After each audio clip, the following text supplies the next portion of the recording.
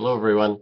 This is your November 1st Monday update, and it will be blissfully short, much to your pleasure, I suspect. I won't go 7 minutes like I did last month, tape recorded from my hotel room at the Engagement Scholarship Conference, in part because it's only been 3 weeks since then.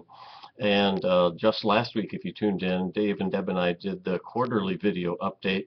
And as it happens, I'm recording this on the 27th of October before I leave town for a week. And so it's a week before this will be loaded. I'm going to spend much of the upcoming week in Elk Camp in Eastern Oregon, then on to the annual Association of Public and Land Grant Universities meeting.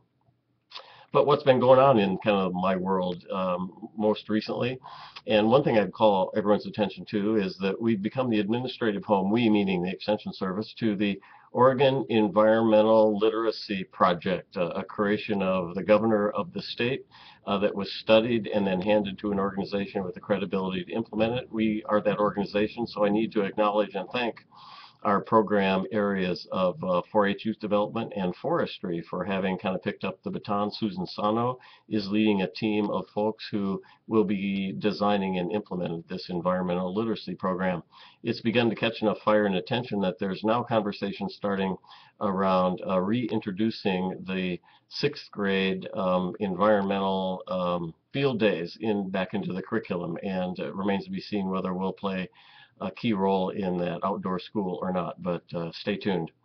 Just today I came from a meeting that was surprising to many of us. The division through our Open Educational Resources, or what is now called Open OSU, headed by Diana Fisher, began to illustrate what the world of open education and open resources looks like. And while we initially thought there might be 20 or 30 faculty members willing to take a look at it, there were 170 in the room today, really helping to understand and advance this kind of concept. The world is open. So here's a book that I bought some time ago and haven't spent time with it, but will be soon, because the world in which we work in now shares and develops information in ways that's very unlike the world that I remember living in not too long ago. And so pay attention to what open educational resources looks like, and talk to Diana Fisher if you'd like to know more about that.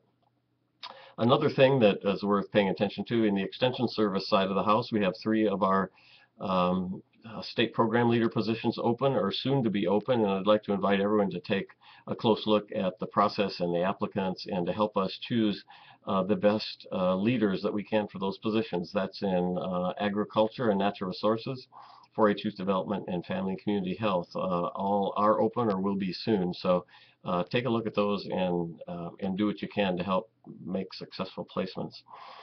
As a reminder to those, especially on the coast, I happen to have an upcoming field trip later this month on November 20th and 21st.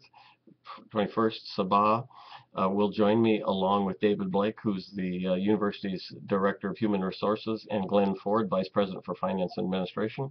And we'll make a trip that will include Newport, Tillamook, and Astoria, and interacting with many of our faculty and staff and programs there.